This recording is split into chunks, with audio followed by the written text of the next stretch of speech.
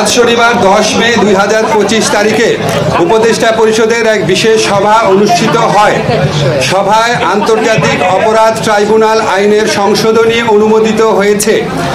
সংশোধনী অনুযায়ী আন্তর্জাতিক অপরাধ ট্রাইব্যুনাল কোনো রাজনৈতিক দল, তার অঙ্গ সংগঠন বা সমর্থক গোষ্ঠীকে শাস্তি দিতে পারবে।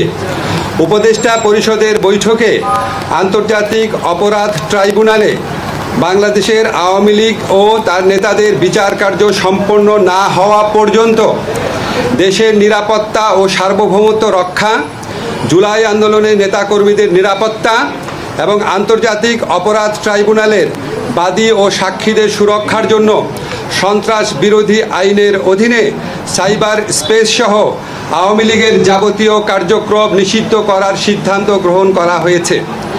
এই বিষয়ে প্রয়োজনীয় পরিপত্র পরবর্তী কর্মদিবসে জারি করা হবে।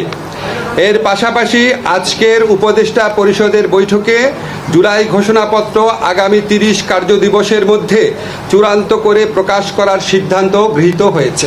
ধন্যবাদ।